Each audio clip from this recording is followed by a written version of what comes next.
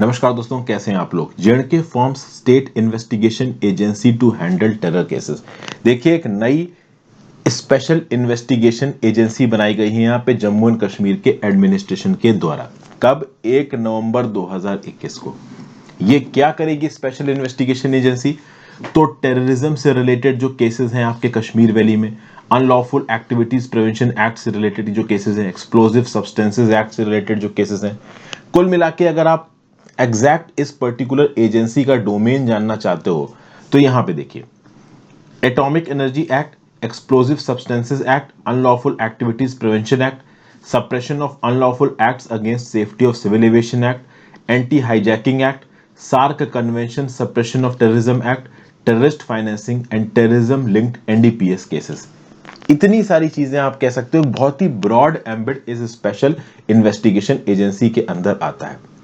अगर वैसे देखा जाए तो नेशनल इन्वेस्टिगेशन एजेंसी पूरे इंडिया में टेररिज्म से रिलेटेड केसेस को देखता है, बट जम्मू एंड कश्मीर एक ऐसा स्पेशल स्टेट बन के निकल के सामने आ रहा है जिसने अपनी खुद की एक इन्वेस्टिगेशन एजेंसी बनाने की यहां पे मुहिम छेड़ी है। और ऑब्वियसली इसके रीजंस यही हैं क्योंकि रिसेंटली आपने देखा है कि कश्मीर में माइनॉरिटीज को आइडेंटिफाई करके उनके अगेंस्ट अटैक किया जा रहा है, मारा जा रहा है, उन मुस्लिम्स को मारा जा रहा है जो कि जम्मू एंड कश्मीर में हिंदुस्तानी एडमिनिस्ट्रेशन का सपोर्ट करते हैं। तो इस कंटेक्स्ट में यहाँ पे स्पेशल इन्वेस्टिगेशन एजेंसी बना के स्पेसिफिक तरीके से जम्मू एंड कश्मीर के अंदर ये जो टेररिज्म का मॉड्यूल है इसको तोड़ने की कोशिश कर रही है हमारी सरकार।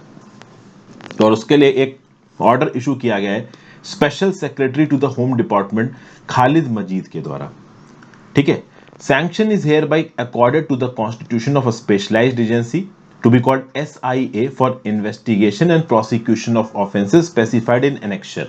और annexure में क्या क्या लिखा है, तो वो जो कुछ भी एक्ट्स जिसके अंदर यहाँ पे SIA काम करेगी या फिर उन एक्ट से रिलेटेड प्रोहिबिशंस को यहाँ पे SIA देखेगी, वो मैंने आपको बता दिया। ओके, यही SIA नोडल एजेंसी की तरह नेशनल इन्वेस्टिगेशन एजेंसी के साथ कोऑर्डिनेट करेगी। बाकी सेंट्रल एजेंसीज में क्या आ जाएगा, तो सीबीआई आ गई, सेंट्रल ब्यूरो ऑफ इन्वेस्टिगेशन आ गई, डायरेक्टरेट ऑफ रेवेन्यू इंटेलिजेंस आ गई, directorate general of GST intelligence.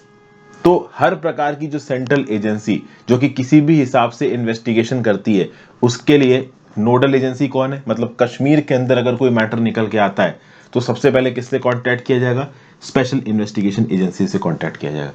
Special investigation agency को हेड करेगा एक डायरेक्टर और इसमें ऑफिसर्स और एम्प्लॉयज को डिप्यूट करेगा government from time to time. वैसे मैं आपको बता दूं कि जम्मू एंड कश्मीर में क्रिमिनल इन्वेस्टिगेशन डिपार्टमेंट भी चलता है।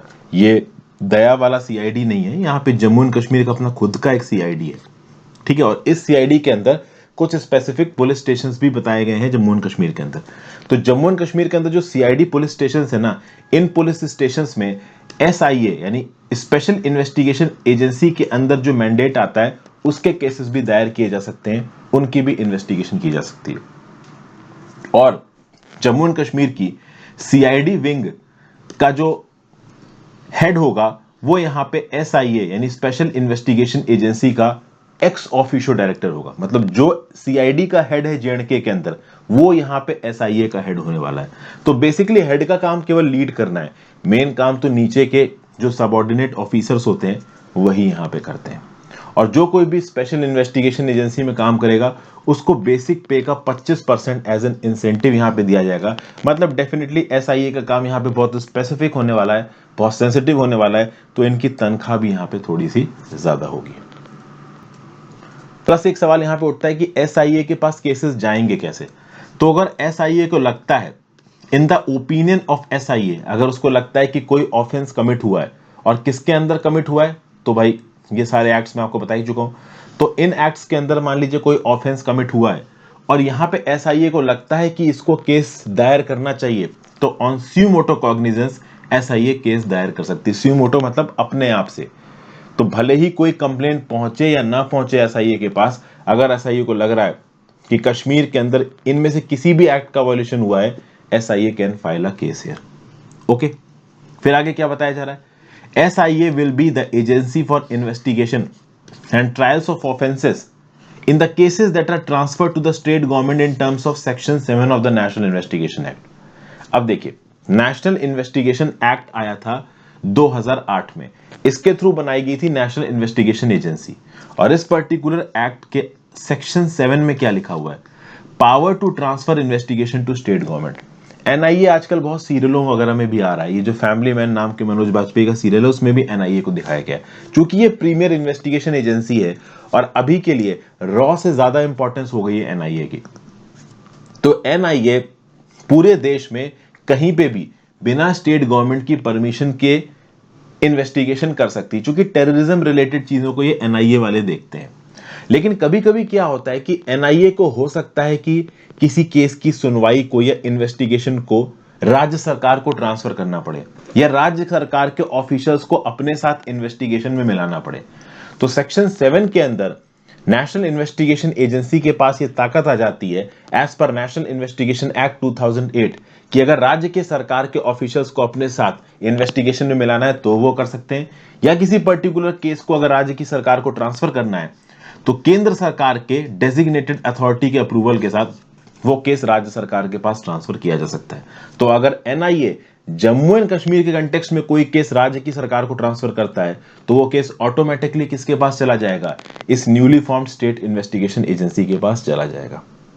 और ऑब्वियस ही बात है, यहां पे एक चीज क्लियर है कि शुरुआत अब किसी भी प्रकार के टेररिस्ट एक्ट की स्टेट इन्वेस्टिगेशन एजेंसी से ही होगी। बाद में अगर केस बहुत बड़ा हो गया तो सीधे सीधे एनआईए के ऑफिसर्स भी आ जाएंगे। और इसके बनाने की सबसे इंपॉर्टेंट वजह क्या है? जम्मू एंड कश्मीर में सिचुएशन टेंस है। टेररिस्ट ने रिसेंटली सिविलियंस को टारगेट किया है। 11 सिविलियंस यहां पे मारे जा चुके हैं। उसके बाद जो हमारी सिक्योरिटी फोर्सेस हैं और सस्पेक्टेड टेररिस्ट के बीच में जो इनकाउंटर्स हैं बहुत बढ़ गए हैं। 700 लोगों को यहां पे डिटेन किया गया है। इन 4 लोगों को यहां पे डिटेन किया गया है। इनको पोटेंशियल टेररिस्ट बताया जा रहा है। ऐसा बताया जा रहा है ये ओवरग्राउंड वर्कर्स हैं, एक प्रकार की स्लीपर सेल चला रहे हैं। वो हॉलीडे मूवी है ना जिसमें स्लीपर सेल दिखाया गया है कि कुछ ऐसे लोग होते हैं जिनसे अगर कांटेक्ट ना करो तो वो नॉर्मल आदमी की तरह जिएंगे, लेकिन जब टेरर नेटवर्क उनसे कांटेक्ट करते हैं तो वो पोटेंशियल टेररिस्ट में अपने आप को बदल लेते हैं। तो इस प्रकार के वर्कर्स को यहाँ पे आइडेंटिफाई करना बहुत ज्यादा जरूरी है इस प्रकार के लो लेवल के टेररिस्ट अटैक को रोकने के लिए। तो भाई यहाँ पे ओवरऑल स्पेशल इन्वेस्टिगेशन एजेंसी को बनाने का एक ही टारगेट है, eliminating the threat of terror. और कहीं ना कहीं ये जो जेएंडके के अंदर आर्टिकल 370 को एब्रोगेट किया गया है, इससे टेररिज्म कम हुआ है। राज्यसभा के अंदर एक रिटन रिप्लाई में होम मिनिस्ट्री ने बोला कि 2019 के कंपैरिजन में 2020 में कश्मीर में 59% कम केसेस हुए टेररिज्म के। और अगर जून 2021 की बात करो, मतलब अप टिल जून 2021, तो अप टिल जून 2020 के डाटा के कंपैरिजन में 32% और कम केसेस हुए हैं टेरर के व्हेन इट कम्स टू 2021। 2021 का ऑब्वियस सी बात है पूरा डाटा हमारे पास है नहीं, क्योंकि साल पूरा खत्म नहीं हुआ है। तो आप यहां पे कह सकते हो कि 2019 के कंपैरिजन में 2020 में टेरर केसेस आपके 59% कम हुए हैं जम्मू एंड कश्मीर में। शायद इसीलिए यहाँ पे जो टेररिस्ट हैं वो सिविलियंस को मारकर ये दिखाना चाहते हैं कि भाई टेरर खत्म नहीं हुआ है, जेएंडके के अंदर टेरर जारी है। लेकिन ऑब्वियस सी बात है स्पेशल इन्वेस्टिगेशन एजेंसी यहाँ पे सरकार लेके आई है चीजों को सॉर्ट आउट करने के लिए। और भी बहुत से चैलेंजेस हैं। कुछ महीनों पहले की खबर है कि जम्मू एयरपोर्ट में जो आईएफ का स्टेशन है वहां पे 2 लो इंटेंसिटी के बॉम्ब ड्रॉप्स किए गए थे ड्रोन से, और वो ड्रोन पाकिस्तान से उड़ता हुआ आया था। तो इस कंटेक्स्ट में भी ओवरऑल जम्मू एंड कश्मीर वाले इस इलाके में अपने सिक्योरिटी आर्किटेक्चर को स्ट्रांग करना बहुत जरूरी है, और इसलिए भी यहां पे स्पेशल इन्वेस्टिगेशन एजेंसी बहुत काम देगी। अब थोड़ा बहुत बात कर लेते हैं नेशनल इन्वेस्टिगेशन एजेंसी के बारे में। ये एनआईए एक्ट 2008 के थ्रू बनाई गई थी। Central counter terrorism law enforcement agency है, ठीक है। टेरर रिलेटेड क्राइम्स को पूरे इंडिया में टेकअप करती है, और कहीं पे भी टेरर रिलेटेड क्राइम्स को टेकअप करने के लिए नेशनल इन्वेस्टिगेशन एजेंसी को राज्य की सरकार से परमिशन लेने की जरूरत नहीं है। अगर आप लोग आगे जाने वाले समय में नेशनल इन्वेस्टिगेशन एजेंसी ज्वाइन करना चाहते हैं तो या तो इंडियन पुलिस फोर्स ज्वाइन करिए या इंडियन रेवेन्यू सर्विसेज ज्वाइन करिए। ज्यादातर इंडियन पुलिस फोर्स वाले ही एनआईए में जाते हैं। एक प्रोफेशनल इन्वेस्टिगेशन एजेंसी है ये, ग्लोबल स्टैंडर्ड्स पे अपने आप को लाने की कोशिश कर रही है। कभी कभी सीबीआई के काम को एनआईए के साथ कंफ्यूज किया जाता है। देखिए सीबीआई का काम क्या है ओवरऑल अगर आप देखो तो CBI basically corruption related cases को देखता है। तो पब्लिक सर्वेंट, सरकारी नौकरों ने कोई फाइनेंशियल फ्रॉड कर दिया, पैसा वगैरह खाया, घूसखोरी करी, बैंकों में फ्रॉड हुआ, इंपोर्ट या एक्सपोर्ट से रिलेटेड कोई वायलेशन हुआ, स्मगलिंग हुई, तो ऐसी चीजों में सीबीआई आती है। लेकिन जब स्पेसिफिकली टेरर रिलेटेड क्राइम्स होते हैं तब नेशनल इन्वेस्टिगेशन एजेंसी यहां पे पॉइंट में आते हैं। और नेशनल इन्वेस्टिगेशन एजेंसी को बनाया भी गया था 2009 में। मुंबई अटैक्स हुए थे 2008 में, समुंदर के रास्ते कुछ टेररिस्ट घुसाए थे और ताबड़तोड़ उन्होंने बंबई में गोलियां चलानी शुरू कर दी। इस पर्टिकुलर इवेंट के एक साल बाद नेशनल इन्वेस्टिगेशन एजेंसी को बनाया गया। तो ऑब्वियसली बात है, नेशनल इन्वेस्टिगेशन एजेंसी और सेंट्रल ब्यूरो ऑफ इन्वेस्टिगेशन में बहुत अंतर है। सेंट्रल ब्यूरो ऑफ इन्वेस्टिगेशन 1963 में बना था with the motto of industry, impartiality and integrity. Public servants के अगेंस्ट करप्शन को रोकने में ज्यादा टारगेट रहता है आपका सीबीआई का, और NIA specifically associated with combating terrorism. तो यहाँ पे मैं इस वीडियो को खत्म करता हूँ। आई होप आपको काफी कुछ यूजफुल यहाँ पे जानने को मिला हो।